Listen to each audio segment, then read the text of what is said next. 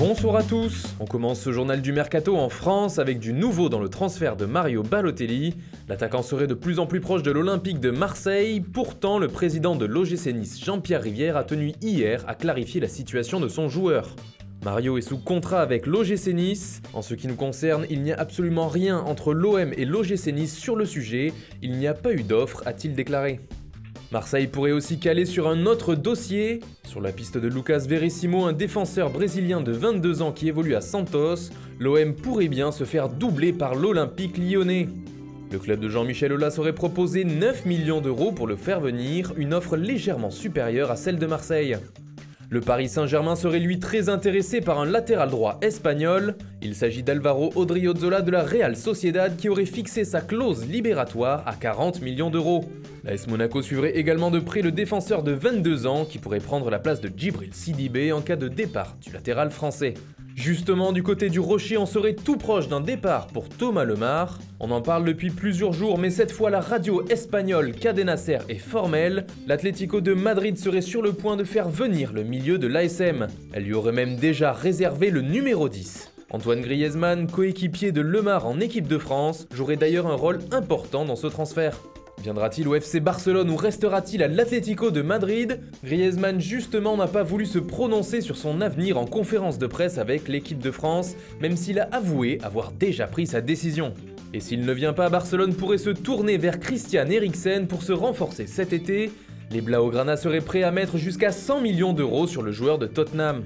Après les gros transferts réalisés lors des derniers mercatos, le Barça devra quoi qu'il arrive dégraisser cet été s'il souhaite recruter. Et justement, les Blaugrana ont déjà commencé à faire de la place dans leur effectif, puisqu'ils ont définitivement transféré Gérard Deulofeu à Watford pour 13 millions d'euros et 4 millions de bonus. Parmi les joueurs qui seraient poussés vers la sortie, Rafinha et Paco Alcácer sont ceux qui ont la plus grosse valeur marchande. On parle d'environ 35 millions d'euros chacun. Le milieu André Gomes intéresserait plusieurs clubs et le Barça souhaiterait son départ, mais au moins pour un montant de 30 millions d'euros. Le club catalan étudierait également les offres pour Mounir El Haddadi qui a réalisé une bonne saison du côté d'Alaves. Il pourrait partir pour 20 millions d'euros. Le FC Séville pourrait s'attacher les services du latéral droit Alex Vidal. Le Barça espère en tirer au moins 10 millions d'euros.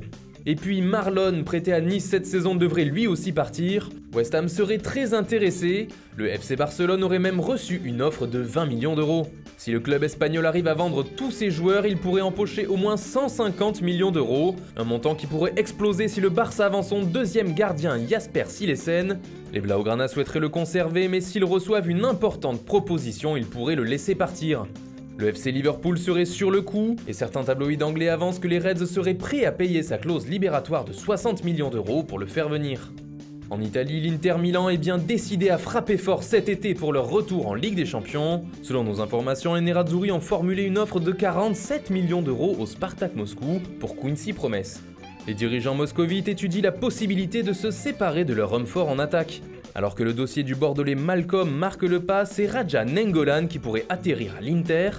Le milieu de terrain belge aurait dit oui au Milanais et l'AS Roma serait d'accord pour s'en séparer. On parle de 35 millions d'euros pour son transfert. Et en Angleterre, Marcelo Bielsa pourrait être annoncé dans les 24 prochaines heures du côté de Leeds United. Libre de tout contrat depuis son limogeage à Lille, l'entraîneur argentin devrait donc rebondir en deuxième division anglaise.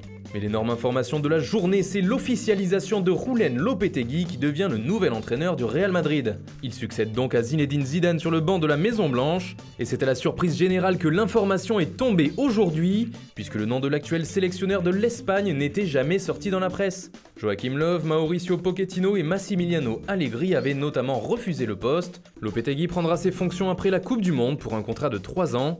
Voilà qui devrait lancer le mercato du Real Madrid. Simone Verdi rejoint lui le Napoli.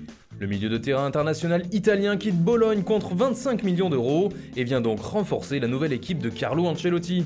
En Espagne, Gerard Moreno arrive à Villarreal. Le redoutable attaquant espagnol qui a marqué 16 buts en Liga avec l'Espagnol Barcelone revient au sein de son club formateur, avec qui il s'engage jusqu'en 2023. Un autre retour, mais cette fois pour un poste d'entraîneur, c'est Freddy Ljungberg qui revient à Arsenal pour entraîner les moins de 23 ans des Gunners. Enfin en France, Nantes lève l'option d'achat pour René Krien. Après une saison en prêt, le milieu de terrain a convaincu les Canaries qui ont donc choisi de le conserver. Nantes qui devrait annoncer dans les prochaines heures l'arrivée de Miguel Cardozo en remplacement de Claudio Ranieri sur son banc de touche. Voilà, c'est tout pour aujourd'hui. Bonne soirée à tous et rendez-vous demain pour de nouvelles informations sur le mercato.